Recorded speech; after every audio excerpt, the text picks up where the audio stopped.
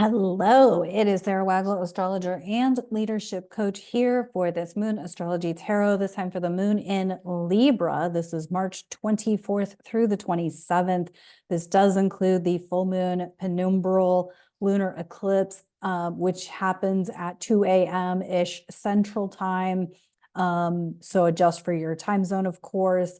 I think for the Pacific coast, this is like strike the clock at midnight, boom, you have a eclipse happening.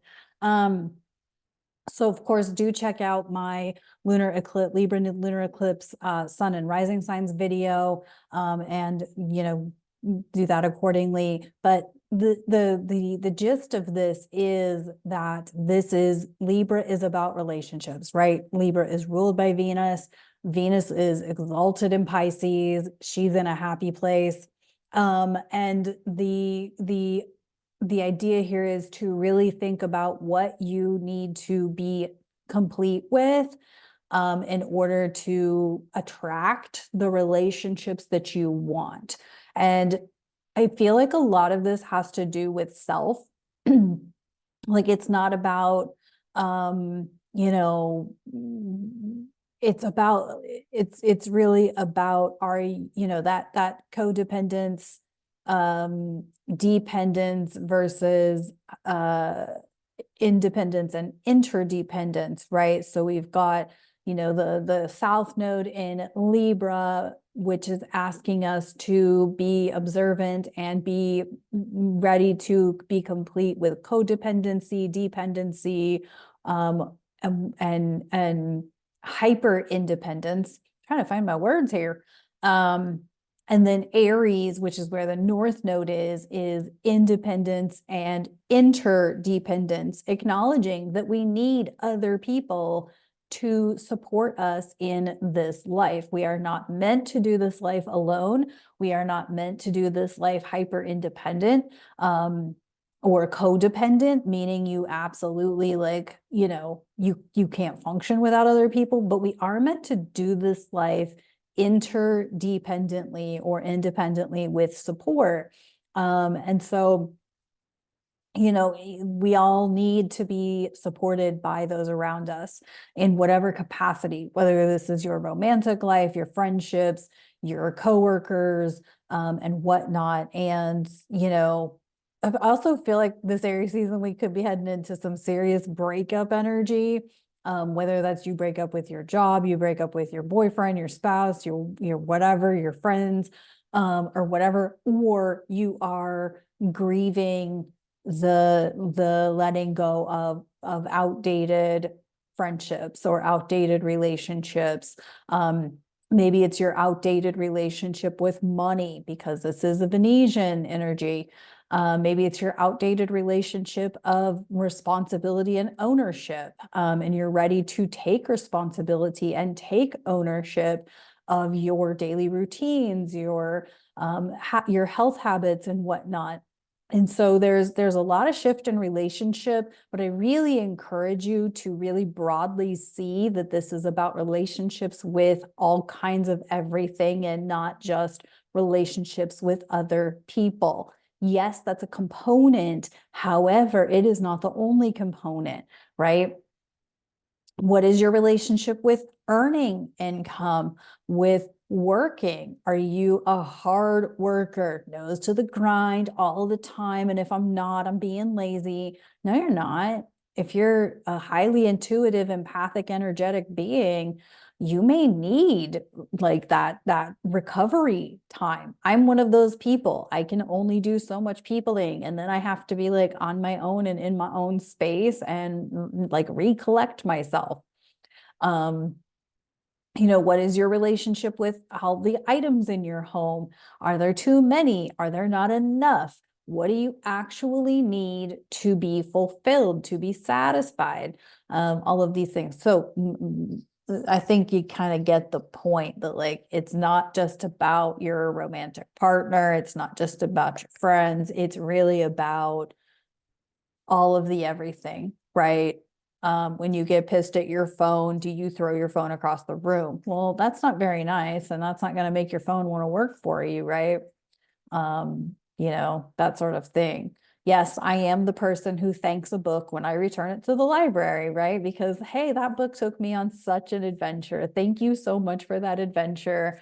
I hope the next person gets the same adventure from you when they read it, all of those sorts of things. So it's really how we relate to things outside of us, how we interact and all of those sorts of things. So anyway, like I said, go ahead and check out the lunar eclipse, sun and rising signs video, and all of that. And yeah, let's see what's up with Star Trek Tarot.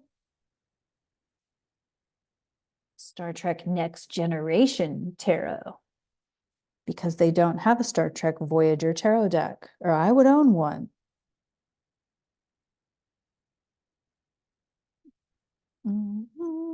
Okay. We got the King of Latinum in reverse. Oh, King of Latinum in reverse, King of Pentacles in reverse in traditional tarot. This is a Ferengi, and I don't remember which one off the top of my head, but if we think about the Ferengi in Star Trek Next Gen, like they are the greedy bastards. They always are trying to swindle a deal, and whatnot. And I feel like there is a component here of things looking good but smell like shit. And so you kind of want to be conscientious of that. You know, this is where that whole Mercury in shadow, Mars in Pisces again comes into play, that like, you know, being critical thinking, having your discernment skills before making a decision on something, whatever it is. You know, if that new job looks glowing on paper, but do you really know the company or the organization? And are you really in alignment with what they're up to?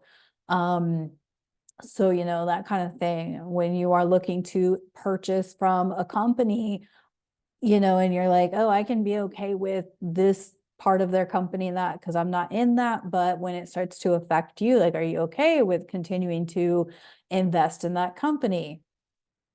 Right? This could go along with anything. We've got a lot of corporations, a lot of businesses that are starting to show their ugly side, right? If you've heard anything about like the Planet Fitness situation or the Kellogg situation or the Tyson situation, pick one, right? I'm sure there's some I don't know about.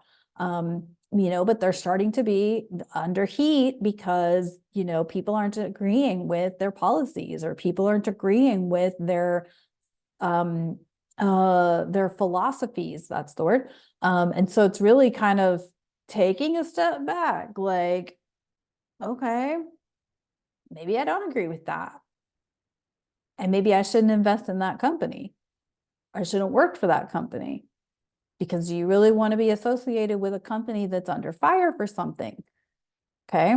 So I feel like this is all about using your discernment skills. Don't fall for the low-hanging fruit. Don't fall for the shiny new object. The low-hanging fruit is probably rotted on the inside. The shiny new object probably smells like shit on the inside.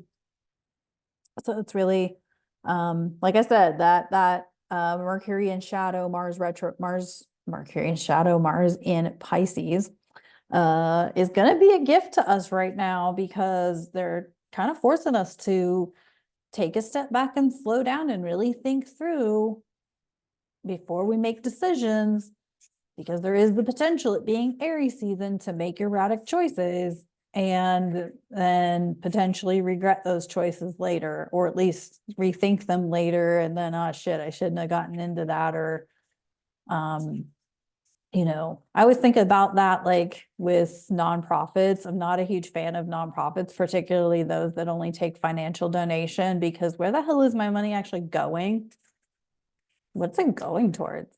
I'll give my time and I will donate supplies to small organizations, but I don't really donate financially.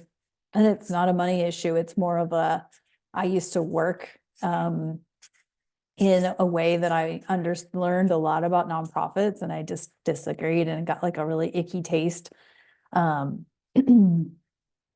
about where that money was actually going. You do you. I'm not judging. I don't really care what you do. I'm simply saying what I think, what I feel. It's up with these woodland wardens. Um,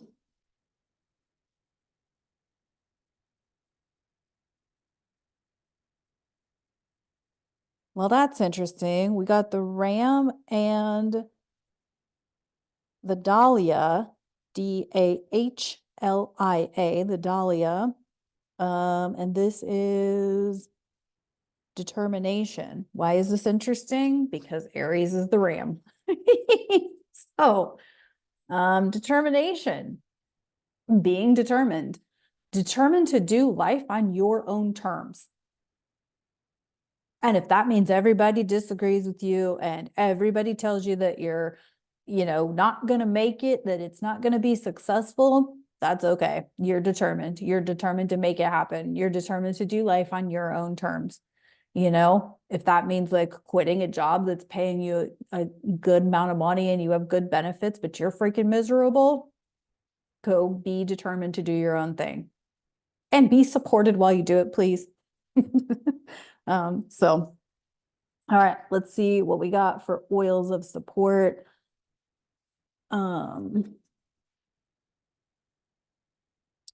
I would say take on a ritual for this full moon lunar eclipse of releasing, whether that means you write something on paper, you burn it, you tear it up, you throw it. I often, when I do a ritual, I'm not somebody who particularly likes to set things afire in my apartment, or wherever I happen to be staying, so I might tear it up, but I'll intentionally tear it up and go to the dumpster and put it in the dumpster. Like, I don't want it to even touch my trash.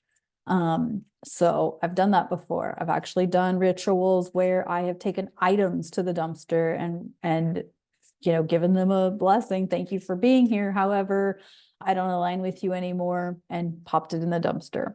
But you can burn, write something down and burn it. You can, take items and burn items. You can, although please be responsible about that. You can, get complete, do the things to get complete. I feel like the influence of Uranus and Taurus, with Pluto and Aquarius, is really this opportunity to find our freedom. And our freedom comes from within, which is really what my book is about. My next book is about is realizing that your freedom comes from within yourself. It does not come from outside of you. We got Clary Sage, balance and balances and clarifies.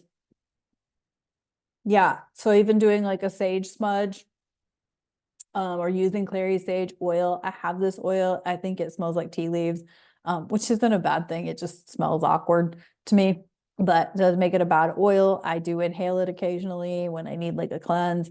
I do burn sage. You can also burn Palo Santo, or whatever incense you are feeling aligned to work with.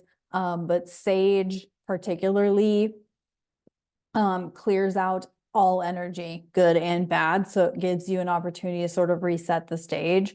Or,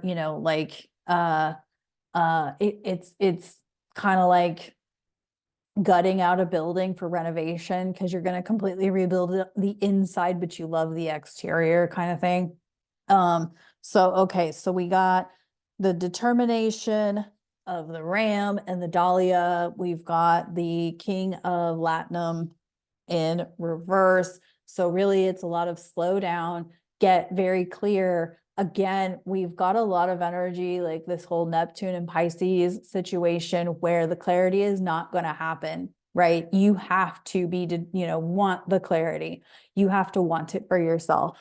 You have to go after the clarity, journaling, all of the things to ensure that you are clear on things, because it's not going to happen outside of us. And we've got a lot of things that are around, like the media shenanigan stuff that's happening, and how, what all these truths, revelations that are coming out about small companies, even big companies, even like globally speaking. So the clarity ain't going to come from outside of you. It's going to come from inside of you, within you. And it's your responsibility to get clear, to create the clarity for yourself, whatever that looks like for you. So anyway, that's like for this moon in Libra. I hope you enjoy this full moon release opportunity. Feel into it, embody, feel through, move the energy through, embody it, and all of that. We have some very powerful opportunities on the horizon. And the Pisces season leading into this Aries season felt like it felt like a giant purge of letting some old stuff go. And it was that big, right? And also keep in mind that this full moon is the completion of whatever may have surfaced for you from the solar eclipse in mid-October. And so we have that going on too. So think about what may have been coming up for you in mid-October that is resurfacing now, and it's ready to go. It's ready to be released so that you can step into a whole new era, new chapter, new book, new era of your life. Good luck. I'm sending you a lot of love. Happy full moon. Take care.